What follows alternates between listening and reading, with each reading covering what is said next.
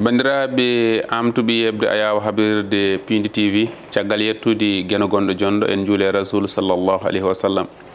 en calmini khalifaɓe diini kono kadi en calmini khalifaɓe aada noon calminirɗen ɓen ɓe ganduɗa ko ardiɓe en e galle he hay ɓen ɓe ganduɗa ko waɗoɓe feere jeeɗen tuggude Ali Fall ha yetti Djiby Dieng gorko mo kanile kanareje émission holmo woni an tongode temedere e capanɗe jeenayyi e goho woni 191 numéro keɗen mbaɗa hannde taw kadi eɗen ƴeewi goto e ɓiɓɓe fuutankoɓe baɗɗo golle kewɗe golli kadi taw wona gollande hoore mum taw no gollani nder leydi ndi eɗen mbawi wiide en mbaddama e makko naam gila 2017 nden en garani e média ha 2018 ha 2019 kono so Allah suwa hoddirde hunde wawa wodde ɗum noon ko on woni Amadou Miniel DAFF gorko mo kanel en batta joni joni so wona tottudemo konngol o salmodira yeɓoɓe ayaw habdude Piindi TV assalamu aleykum. maaleykum salam ceerno Mody Ba mi salminima mi juurimama mi salmini kadi mawɗo galle o Piindi TV o e technicien ngaji hono Djiby ɓinguelam e kala dawoɗo en ara ɗo en kadi on ñaganama yalno ɗum yeeso min jii kadi no mbaɗan toon fulɓe ko nde fulfulde nde on mbaɗani keerol hay goto kala e sa on nodda yimɓe yo gar kokka miijoji mum kokka yiyande mum kokko le jiiri leydi ndi kadi en juurima galleji diini ɗi en jiirima galle aadaji ɗi kadi en juurima to nodda jibina to kanele kaneraji wuuro Sidik Siri Ibrahima galle ceerno Sidik galle Alpha Oumar ceerno Bayla e kala ɓiɗɗo Fouta kadi woni e dunde babaɗam ne kala ɗo pullo aussi woni ɗo e Sénégal Afrique e diaspora o min calmini ɗum min juurima ɗum. joni joni en jahat toon to régi Abba Sarr artana en e dartol gurdam walla mbiyen natal Amadou Miniel DAFF en jeehi bandiraɓe musidɓe tedduɓe bandiraɓe yeeɓiyankoɓe Piindi TV jaam e kisal ɓamtare udditare yajede yo wonem émission moon hombo woni an mo Ba Mody yuɓɓinanta on e kala saaha arti e tongode temedere e capanɗe jeenayyi e goho ene yaada hen e Amadou Miniel DAFF holi gonɗo Amadou Miniel DAFF Amadou Miniel DAFF waɗi école mum primaire ko toon to Kanel waɗi école mum secondaire to collège bo Matam o waɗa orienté lycée Charles de Gaulle ko toon o heeɓi baccalauréat makko o yawti université Cheikh Anta Diop o fuɗɗi golle toon to Sotrac o gollima e ministère de la culture o woni chargé des missions à la présidence sous le régime de maître Abdoulaye Wade o wonti chargé des relations publiques à la direction du patrimoine classé Amadou Miniel DAFF ko comptable au musée des civilisations noires o rutti o wonti chef de protocole et on ɗon musée caggal majjum kolliten Amadou Miniel DAFF ko syndicaliste o wonno toon to Sotrac o woni conseiller municipal toon to Kanel en charge de la coopération décentralisée et laamu président Bassirou Diomaye Diakhar Faye kanko Amadou Miniel DAFF o yaadi ke mouvement Mary Teuw Niane mo gandanɗo hoorema hande ko kañum woni directeur du cabinet de son excellence monsieur le président Bassirou Diomaye Diakhar Faye kanko Amadou Miniel DAFF kanko woni coordinateur on parti toon to Kanel ko délégué régional to Matam caggal majjum o woni secrétaire national chargé du panafricanisme et des relations internationales Amadou Miniel DAFF ko membre directoire national on parti bandiraɓe musidɓe tedduɓe o Amadou Miniel DAFF ko kañum tigui woni koɗo Ba Mody e émission mum hombo woni an tongode temedere e capanɗe jeenayyi e goho ɗum noon caggal natal tubakoɓe enen mbi natal tubakoɓe mbi biographie walla kadi mbiyen dartol gurdam beela ɗo wawi min waɗande hen commentaire ko tubako wiyata eyyi en wayno ko kalɗoɗen ko foof ko jubbuɗen ko foof ko noon tigui e diwan domaine fannu goto tan jejjinnomi e banggue lande politique min ligguidino mbimi woni chargé de mission à la présidence de la république nden gonɗon ko Mamadou Diop Decroix ministre d'état auprès de Abdoulaye Wade won tan jejjinnomi kono ko heddi ko fof kadi min kaali ɗum ene feewi mi sikki ko ene rewi lawol Allah jarama on jarama e golɗon timtimol mbaɗɗon ngolam ɗum noon joni joni jaɓanten ko hol caɗele ɗe ɓurɗa teskade e gurdam ma joɗɗa ha ɓooya tan ciftora caɗele ɗe ina wawi gonɗi gara walla tan eyyi no woodi e mbaɗa sikki mi haltin ɗum e lefol gotol nden taw jayinen goɗɗo arno nde piiletemi médaille chevalier ordre national du lion Macky Sall président excellence Macky Sall wanno kam min nden ciftorimi waɗi dumuno goto jinnaɗum debbo yal yuromo yaafomo nde warta e joom makko Fatouma Siré Dorel walla mbiya Fatouma Booli on woni gallam mboɗo woni Fass Mbaw wi kam Amadou en hanko dede yettimo ɗo ganduɗa mi sikku tan ko gosi kam horata kanen kono mbiɗa ñaaguima rew Allah jokku en ɗam toppire miñen ɓe guilen hande e makko ɗon nanggumi fande ɗumen nde jaami juɗal jaami hantirde afo komi afo gadami kadi wawa continde il faut komi heɓɓo jinnaɗo gorko gaccumi paami e liggoyade ɗe gueɗe vraiment ko hunde nanggudimi no fewi kadi hen sahaji ko musatami walla ko ɗumintami neɗɗo jogo yakar woppo yimɓe foof ara yam somi ñoynani ene musami est ce que sen paami a rewi lycée Charles de Gaulle ko toon hol souvenir uji ɗi mbawɗa siftorde toon seeɗa wayno gondumi e lycée Charles de Gaulle nden gondunomi ko El Hadji Hamidou Kassé wonno conseiller Macky Sall à la présidence e Ahmed Fall hande joni gonɗo e inspection général d' état woni no gouverneur Dakar nden saji somin garino nden komin ardinoɓe joltude hujjaji janggoɓe ɓe ala foto gummode gari ɓe gummo Casamance ɓe gummi e région ngaji foof pande lycée ɓuuri hewde wonno ko Ndar joyi sehlam goto séri wiyaɓe an kam daf sen école aji fof garat eluuji fof gara kew gonen terrain o heewa eɗen mbaɗa grève daɗaɗa haala kalda ko signata est ce que a hullata ɓe mbi non ko fof koye ɗalɗen koye juuɗe Allah en gowi ɗum kadi en goni toon eɗen jangga kadi ko welle komi nden janggol Ndar toon neɗɗo watte neɗɗo a jooɗoto sa ñaami seeɗa gasi nawata ko laccirma jordi walla munkuma walla goɗɗum e sa dumunani saɗa lotta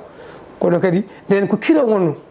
sa woni sa ardima il faut komi ardo sa ardima il faut komi ardo ɗum wano musi nden fof janggude wano musi fof nden ko kiran wonno nden kala mo jiiɗa janggunoto Ndar vraiment heeɓi lijaas uji yeeya banggue goɗɗo ɗum aussi kadi ene yiyano toon ene wonno toon ene vraiment ne manti noon no fewi kono elle ko ɓuuri hen welde kadi nden Saint-Louis elle ko moyen mawɗo nawannama Saint-Louis non nden ko moyen mawɗo nawannama toon te kadi saji woni wonanoɓe Casamance ɓen par exemple ko lycée goto wonno toon Tambacounda ne alano lycée kam fof toon ɓe garanno lycée Charles de Gaulle, lycée Faidherbe, lycée Ahmed Fall, lycée André Pétavin. Donc quand tu fais gonno e kadi janginoɓe école aji ɓe ko toon kadi école normale toon jangguinteno donc Ndar ko ɗum ɗon wonno toon vraiment capital AF wonno ɗum tagui jangde nde wonno toon manani fewi ene musno ko nden yimɓe ne janggano tigui kadi nden ne janganno janggol ala fof ɓuuri noon holɓinde wonna joni holno wayni mais nden janganno trop alani kam koƴaɗo kam janggol nanga ɗum no fewi nden joguino miña men e haalata ɓe gonne wayde miyaɓe koota tellement guura no musno ɗon nde min ndewi on école hande ala fof ɗum min nonki wonde ala fof min mboyi gondude par ce que toon ɓerɗe ɗe mbaɗa ha saasi ha ganduɗa wiya ya won gorko ɗum wonde gorko ɗon debbo e gorko koye nder jikkuji ɗi IGB hanki o IGB hande o hol mbalaɗo wawi ɗumen tolnodirde IGB hanki o mbo tawtorɗono e mbo hande momin kawriti o no IGB o ene waɗi changement seeɗa peut être min garono so yesso mboɗo sikki professeur mari to ñande nde woni toon nde woni mo jangguino omo jogui SF omo jogui section goto e kadi ndo ardi IGB o ko heewi o change ko heewi o waɗi hen excellence yanno nden IGB o wona woni fof yanno toon ko yimɓe ganduɗa en jiiya ene résultat mum bac ene waɗi mana ɓe newete toon e kadi waɗi ceete kewɗe yimɓe janggi ɗum toon kadi ndo waɗa ministre toppirino kadi université kewɗi koɗo waɗa ɗum koɗo aɗen joni nanni wona on IGB tan hande sukaɓeɓe ɓuuri weeɓe eɗen jangga kono ɓe pour ɓe jangga eɗen jetta Allah kadi sa ƴeewi hay sukaɓe janggoɓe hande rewɓe ɓuuri hande wawde janggude e sukaɓe worɓe nden ɓurno sat yimɓe ne jangga hande ɓuuri weeɓ sukaɓe janggani minen nden somin jangga somin jangga nden koye poto lampa janggata walla lampa mbaɗa hen pétrole jangga joni kala ko jahluma sa naari internet a tappi Google ko jiɗɗa fo haalama ko firti minen min galla ɗum noon kono hande fof mi jogui ɗum joni kono eɗen jetta Allah eɗen ñaguino yooɓe jangguɓe pirta par ce que yonto jogoto janggo tigui rigui jabanten ko hel dawrugol natɗa e puɗɗiɗa politique guila ɗo woni étudiant walla koma jaaɗa ha hol natirɗa min natmi politique hitan ujunere temedde jeenayyi capanɗe jeeɗiɗi e jeeɗiɗi nden ko ande jof wonno nden ko a suudotono nden ko temps laamu Senghor sa yamaɗa haala a soket walla piyeɗa no Mama Diaye ƴettono nawono nden keddugo ene foof noon ko nden puɗɗi politique mboɗo cukalel an ko ande jof gadiɗa PDS ande jof gueɗimi PDS non ko alliance gonɗumi e PDS wona no mbeɗa wonde PDS alliance min gonnoon ko parti amen e parti Ablaye Wade jaaduno ha premier alternance waɗi hitande 2000 ani donc to min gonno gila min goni école leçon collège mata min puɗɗi nanede e politique haɗa kalantamami ɗo ko ɗum hen min jangui ɗum noon kadi wona politicien min mbaɗatno e fende haalde ko woddani walla hande wima so sohlima jiiya ɗum sa yiyani ɗum ala minen ko holko yini waɗede e leydi ndi min kaaɓe pour ɗum waɗirte banggue yo banggue noon banggue ndema banggue gaynaka banggue firdam golle banggue école aji banggue gueɗi foof banggue diƴƴe e foof vraiment min jinno holno wallirte goynal men par ce que goɗɗo hewne wiita e bammal mi salminamo juuromo o wino o laamu rewi ɗo reftiɗo waylani gonal men il faut que so ngal waylaka yimɓe jaata hay nokku noon Anda Diouf holko ittuma Anda Diouf non Anda Diouf mbiɗa sikki bo waɗi dogue ɗiɗi doguere adande ko minen fof gonɗo min gonde landik sawani après waɗi haare hakkude minen landik sawani min jaadimi nde Mamadou Diop Decroix jaadi Mamadou Diop Decroix ha élection 2019 mi Mamadou joni da foti ƴooɗo mbaɗa mbaggu ma ƴewal ko dañta o wi ala kanko fadi ko ɓi Ablaye Wade o mbimo ɓi Ablaye Wade o arta hoto tampin hoorema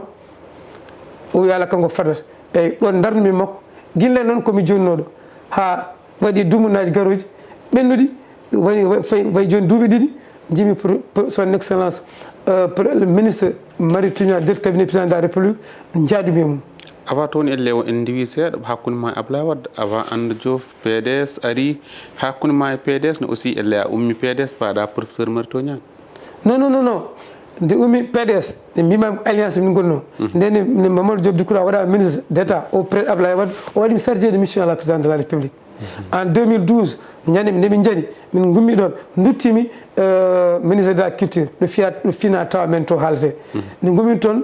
mi meeɗa wonde PDS ko alliance gonnomi Mamadou Diop Decroix Mamadou Decroix hankkadi wawa natti wawde yaade jooɗimi mboɗo ƴeewa ha duuɓi ɓenni ɗo noon patumi joni MTN mouvement pour la transformation nationale gardogol le professeur Marie Tugna gonɗo hande ministre directeur cabinet président de la république mboɗo salminoma mboɗo juuromo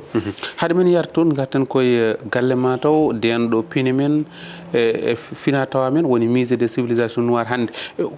holko mbayluɗon toon caggal ko garɗa ko toon musée des civilisations noires seɗen kal ɗum il faut que aussi jetten manen le professeur Hamadi Bokoum Hamadi Bokoum wayno kanko udditi gallo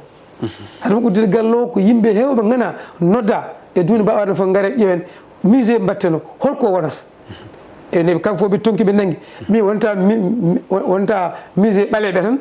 ko musée aduna foof par ce que eɗen gandi Cheikh Anta Diop yo Allah yurmo yafom wi ko neɗɗo fof ko ummi koye Afrique heddi fiɗɗi yaade banggoɗɗo hay tubakoɓe mbiyata fof ko ɗo woni lesdi o donc wonta musée tan ɓaleɓe ko duunde mbawaɗo nde fof jeeyi ɗum hande kadi ɗo ari o haɓa fina tawa men o naddi ɗum toon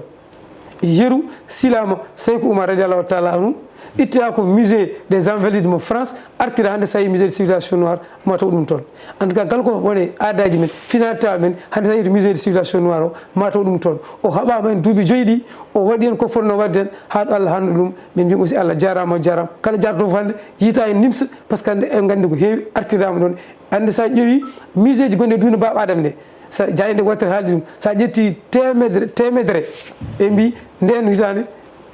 mo musée Sénégal o ƴetti jeeɗiɗo place a andi donc vraiment hunde ko ligga e kadi en noddi eran furankoɓe e kala mbaɗo woni jeeya ƴoyde fina tawa men mudu hormo Souleymane Bal nan toon goɗɗum nan toon ɗum Seykou Oumar nan toon e goɗɗum diineji ɗi fof goni toon hay bandiraɓe men chrétien uji ɗum mumen nan toon ene wonde aussi kadi lebunkoɓe kala ganduɗa ko miijiɗen hanki men nan toon kadi en meɗi eran nde yimɓe garat ƴeewa ɗum nde sukaɓe garat ƴeewa ɗum wona tan gacciri umroɓe caggal leydi reneɓe ene garat ƴeewa to ela en ƴewata taw en ganda hen wona hunde fewi par ce que sa anda hankima a wata wadde hande ma a wawa prefande yonta arowo janggo mum beele yimɓe gaddanata on walla on jahat gaddi on banggue piine ɗe ene kawritini en jii piine ɗe no jultidiri ɗon beele yiiɗi pammina yeeɓoɓe Piindi TV ene woodi holen ko nde ɗum uddite nde par ce que aussi que le 5 décembre 2018 hitan ujunere e ujunaji ɗiɗi e sappo e jeetati son excellent Macky Sall wonno ɗum inauguré o yeddino ene valeur 1 milliard o soodi o ƴeɗano o ƴetti ɗum e wonno ɗum ɓe o addi waɗa toon beele sinke kadi hen sahaji hamin luɓodira par exemple joni yeeru min ƴetta min jaa musée gonɗo Lourdes de France luɓomin hoɗen kaɓirde pour lebbi tati walla lebbi nayyi kadi minen kadi min luɓaɓe walla kadi waɗa hen sahaji kadi ene woodi booɓe nan ɗon booɓe ɗe jomum ara waɗɗon ko wiyete ko tubako exposition temporaire hayso ko lebbi tati ngara mbaɗa ɗum ɗon gona ɗon kadi yimɓe ngara ene ƴeewa kewɗe ndewi ɗon e ko yaako garta min mbaɗat pour aussi yimɓe mbawa fam ɗum par ce que wonti tan nde garɗa fof oɗo pot tan tawata ɗo sa wawi duuɓi tati arti oɗo pot tawata ɗo so ɓooyi arta mbiyata kañum tan woni ɗon yeru wala wonɓe ɗon jibinaɓe ɗo ha nani mawni meeɗa yaade gore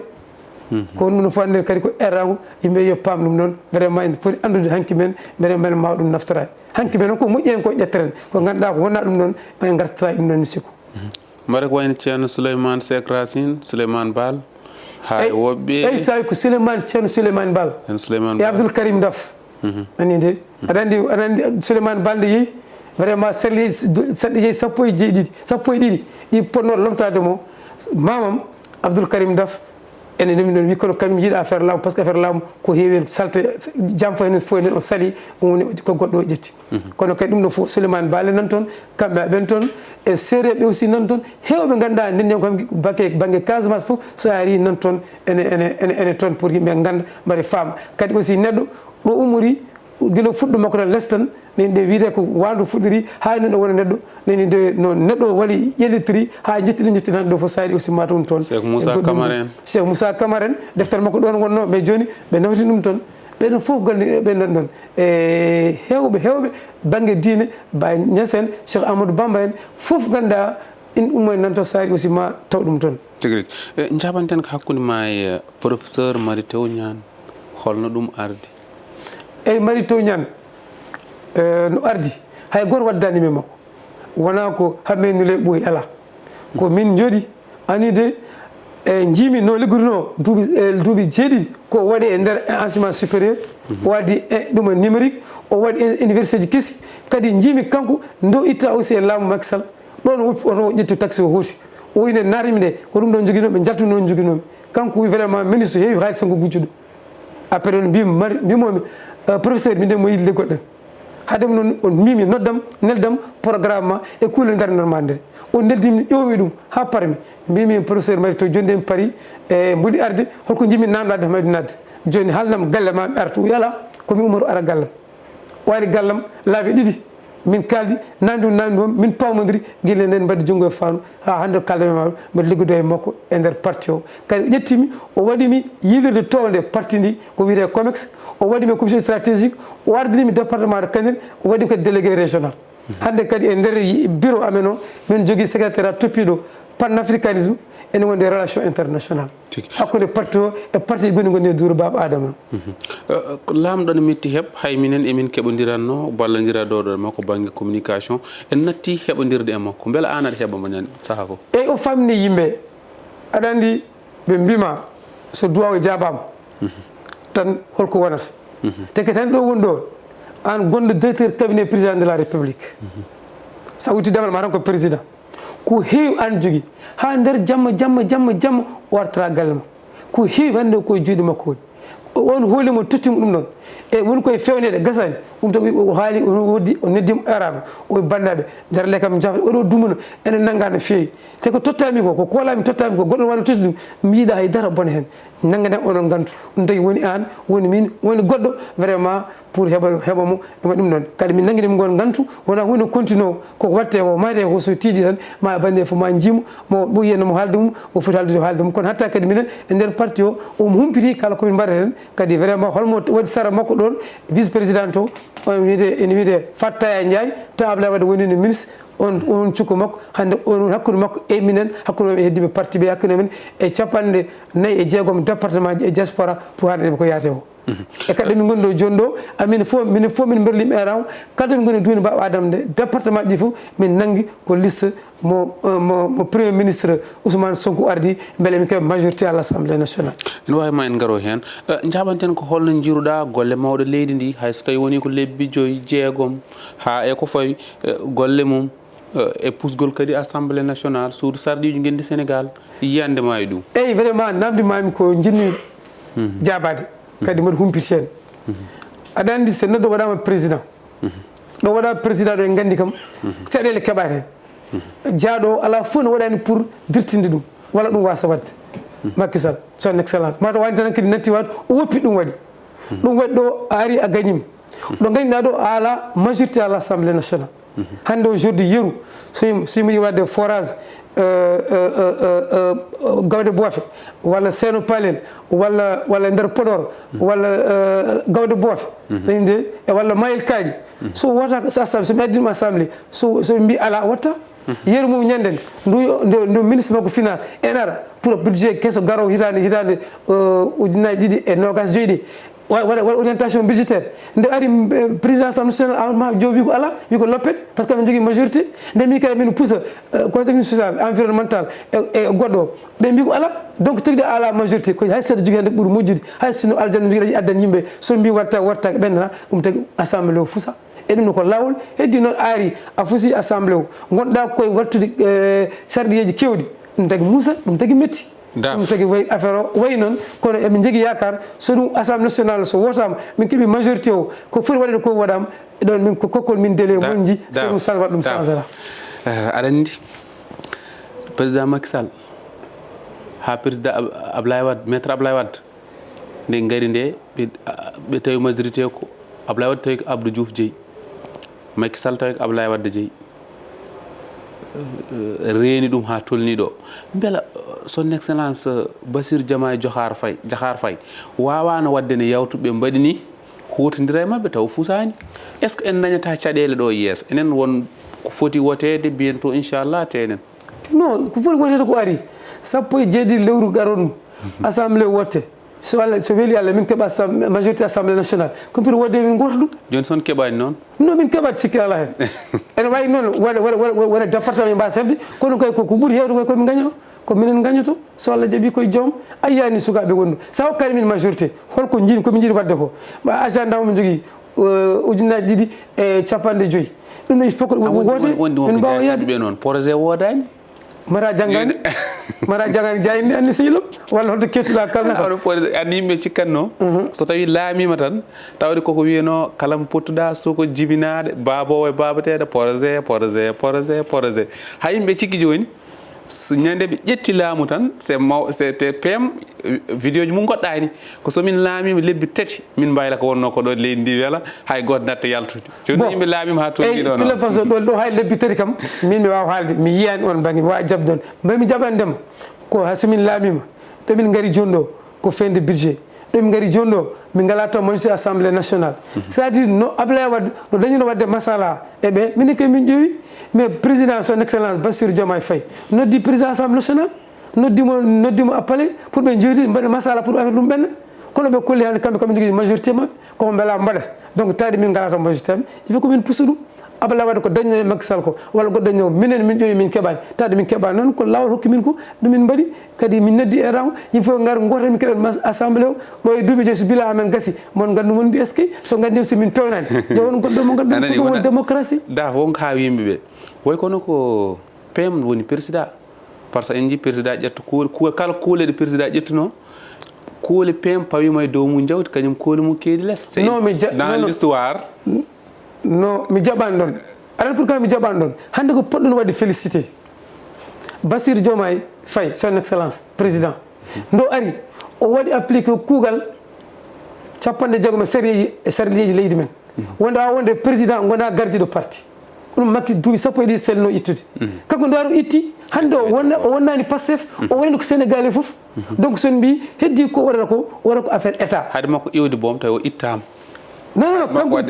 kanko itti kanko yo itte par ce que ko lawol ngol hokki ɗum lawol Pastef wi ko yimɓe mbenno itte ko sa gari fuɗɗore hoorema on dogoy joni mi natti won secrétaire général Pastef mi alta dow inde Pastef kala ko inde sénégalais ɗi foof donc noon tom Ousmane Sonko ko président Pastef on wadde politique makko ay on waɗa campagne kono aɗa andi institution mais non an ɓuuri ɓandude président ardi exécutif ardi législative rewi hen goɗɗum rewi hen sona yiɗɓe bonnude yiɗɓe jeyde sarde ɓe hakkude makko e président Diomaye Bassirou Faye Ousmane Sonko vraiment ene moƴƴi ene rewi lawol yimɓe noon mbaɗa cokor e ɓe ndewa banggue jayniyeji an kam maɗa andi a jeyaka hen ndewa banggue pour vraiment ƴeewe bonnude mais ko Allah fewni hen koto wawa bonnude holno jirɗa joni mawɗo leydi jooɗo o yawti noon seeɗa premier ministre mum foti yaade assemblée o mami yewtide mum mami ñaaga ɗum an ɗum est ce que famɗinani dose makko non aɗa andi kanko peut être neɗɗo ko wela fof yiide jiiya hen poɗɗa yiide mbiyata o est ce que o ko jankiniɗo est ce que o hollani dole mo jogui ɗum nani o yankini o haalde makko kadi ƴowe toɓe gummi to woni an woni min woni ceerno wawi wonde fof dunde mbawa wadum nde woni senti wawi wonde fof hay goto meeɗani sikkude ko oɗo wonata président de la république donc tawi yaari noon il faut onon gummoɗon kaso onon ɗiɗi fof jetton junde tan mbaɗɗon président de la république o waɗe premier ministre donc weeɓani kadi garon tawɗon leydi ndi peut être men gartu hen par ce que auditaji mbaɗama 97 entreprise waɗama audité amin jogui ɗum mamin gartu hen goto par goto kala aussi ñamɗo mbuɗu leydi artire walla so artire laamu kuugal fayi mum donc min koye liggade vraiment kala biyo hakkude e ko Sonko woni président ko yidde bonnude ko Allah monka enen gandi leydi men yeeɗira président no woɗi premier ministre woɗi président assemblée nationale no woɗi kadi min gari joni ƴew komin ƴetti e nder laamu ngu min ƴetti mbatta politique jogui hande justice o watta politique joguiɗo ndema e gaynaka watta politique e woɗɓe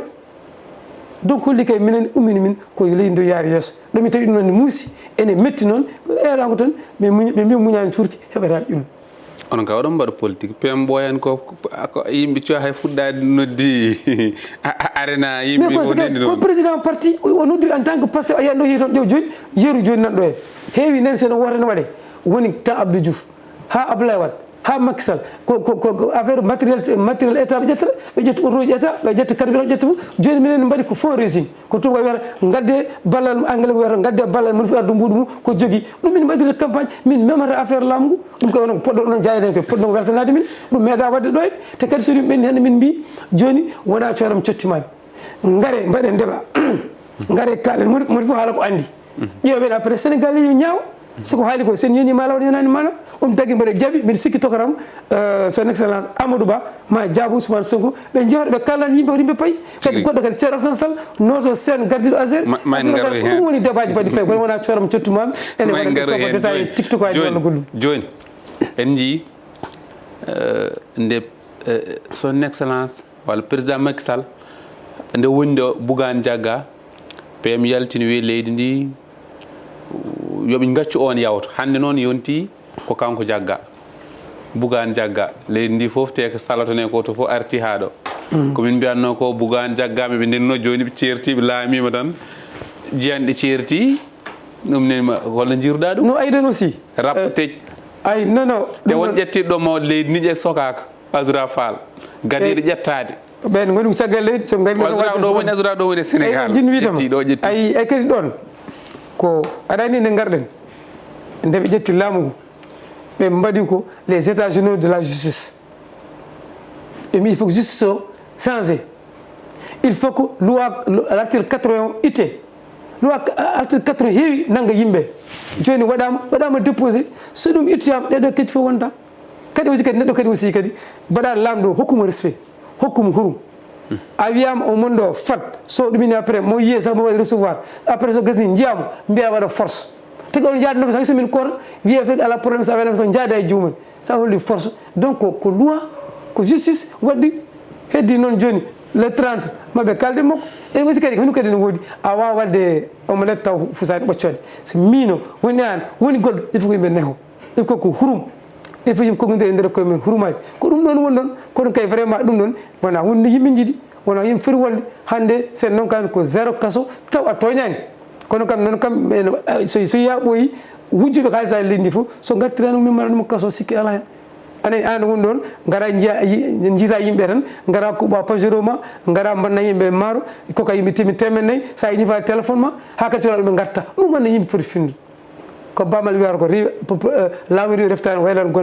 gonal men jinmi ko mbaylen gonal men yimɓe ganda so mino so an so goɗɗo so waɗi ko fewi min waɗi ko fewi sa waɗi ko wona lawol mbiya ɗum min ngala hen ko ɗum woni wona question bandiraɗo wona question ƴiƴam wona question sehilaga ala ko mbaɗen ɗum laamu ɗum ɗon noon ko galleji aada ɗi galleji diine ɗi mballanaɓe Bougane est ce que no foti jagguede ɓe nan dow ɓe o nan less non wona noon yaari o ari guila suwa won dow gacce karal o ari sa welama noon jiiya ko jiɗɗa yiito o ari guila suwa won dow o yiɗi forsude aɗa faami ko ɗum ɗon woni alhaali o par ce que so sinno kamɓe fof ko dow ɓe gonno wiya mbaɗa ɗum non guila suwa ya dow yetti ko ɗum o waɗi forcing o ani omari hen foti ɗum foti oto jere caggal makko ɗum ɓe waɗimo respecté kono kadi aussi kadi enen foti ɗum poti nehaade ɗum vraiment ɗum woni ko kalatnomi hen quoi. so ɗum yawti jaɓanten ko hannde ren peewe 17 novembre ko cuɓugol toon to joɗanteɓen toon to suudu ngendi Sénégal woni assemblée nationale beela oɗon ɗamani dañde polgu toon saabu en jii leydi ndi gila e askidaji gila e ilam arti mawɗo leydi yeehi Bakel yottaki Matam te an ka Matam naji ɗum holno jiwruɗa ɗum ayi mbiɗa sikki affaire ɗon guidortomi ko waɗi fof bande men Matam naaɓe département Kanel mo gardima o ha fayi mayelkaji ha fayi diwan on foof ha fayi Madina Hulde ha fayi kala ɗo ndiyam ɗon wonno vraiment nde ɗum waɗi haɓe gandi ɓe gaccatami fena nde jiimi foroɓe ɓe neldimi min noddi directement préfet Ndoye mo Kanel min préfet waɗayi ko woni on diwan o gummonɗe hen mbedimi era mbimi onon fof kala mbawɗo wonde kala jeeyaɗo mo guesa mum maaro naati mo galle mum heeli mo ñamre mum hilmi bindirɗe mbeɗa soden ari yimɓe so renduɓe peccat président yeehi Bakel ministre intérieur tin ene wonde ministre jeeyi toon jeeyi diwan Matam yimɓe peccat donc ɗum noon vraiment ko ɗum woni probléme o hoto mbiye o yeehi ɗo sa wiyama gouvernement ko division de travail o hettiri ɗo o hettiri ɗo kono vraiment ko hunde kadi heddi noon ko Allah waɗani en ɗum hikka ndiyam heewi ndiyam manque ɗum ndiyam ne manquatno parfois emen ñaago ndiyam so ari waɗi ɗum hande ndiyam ɗam ko dunde mbawa wadam defo haali ɗum pourtant météo haalino parti que ndiyam heewat ndiyam ɗam heewi heddi noon hol yooli ɓen hol ustoraɓen e dow inde professeur Malick Towniane e dow inde MTN e dow inde chef d' état e premier ministre e fof vraiment min mbi vraiment enen ndendi mette ɗe min gummon ɗum ƴewi noon affaire ɗum réglirte donc ɗum noon woni ko tagui min gummade e ɗum noon tagui yimɓe ummade ɗum men emen gummo hen e jeeyi yimɓe e jeeyi toon jeeyi diwan Podor o jeeyi diwan Matam o jeeyi diwan Bakel o pour ƴe mbatten holno vraiment ɗam ndiyan mi ari hikka ni no ɓurtiri doole ni holno mbatten pour heɓɓirade ɓeɗon e vraiment kamɓe minen ndendi sunare nde minen ndendi mette ɗe amine ƴeewa noon holno watte vraiment mbeɗa affaire réglé ɗo e yeeso mayi ko heewi déjà holto fuɗɗa nawede bâche uji pour yimɓe jaltine ndiyam ɗam ƴeewi adde no guuro ƴeewe no cafrite heddi goɗɗum ƴeewi no waɗen yeeso kadi anen kadi sen ƴeewi kadi enen sa ƴeewi wuuro amen ɗomin pumar ɗo ay gonɗa duuɓi ilam natani kanen hande naati e nder to ko ndiyam wayrino wadde ɓuuri duuɓi sappo ɗum ari hikka ɗum waɗi yimɓe fof doole so minen gonɗo ɗo so laamu goɗɗo gonɗo so ari addat ɗum ɗo ari ƴeewa holno vraiment ƴeewa mbeɗa affaire no régle DAFF fuutankoɓe ne toɓa walla Sénégal fodde région ngaji fodde nayyi walla ko way noon ina toɓa PM no woni ga no waɗa investir oɗo makko ɗum ko hanki tan ɗum mo goƴa makko non ay mbiɗa sikki te kanko ala hen photo yi non aɗa mbiɗa sikki kanko ko premier ministre o nuli ministre intérieur makko o nuli ministre kanko wawano yaade hettan non ɗum ɗon sawi mo namdamo par ce que aussi mono foti ne jogui façon mono foti hettirde mono foti waɗi hettirde kanko aussi hol deftere nde haalano ñande nde si kadde ndo pour holkini poɗɗe waɗe nder leydi ndi banggueji foof hoɗum wonno toppita ɗum gasna pour waɗe présenté vraiment hoto yi premier ministre yahani toon c'est comme si mataw toɗɗa ɗo e jonani yerutan hande joni jaa mbaɗa représenté Piindi TV vraiment waji wiya pourquoi Diop arani walla pourquoi goɗɗo arani non ko liggey faccodirte comme goɗɗo fof holo goɗɗon hoto yi a yiyani premier ministre ko waɗi ñandede ko agenda affaire campagne o fonno wadde o haala foti waɗede ɗum en tant que président Pastef o yahno toon heddi noon ɓe nana kollo nan liggo en ɗo kay ƴewata ko ɗo e yeeso est ce que komin mbi ko diwan Fouto banggue dañɓe caɗele ɓe holno min mbaɗata somin mbaɗi walla somin mbaɗani gartan mbiyoni min on wiɗo mbaɗi ɗum ɗen on mbaɗani holko woni caɗele ɗe tagui ganduno kadi min gaari ko budget ne gasi kono ha minen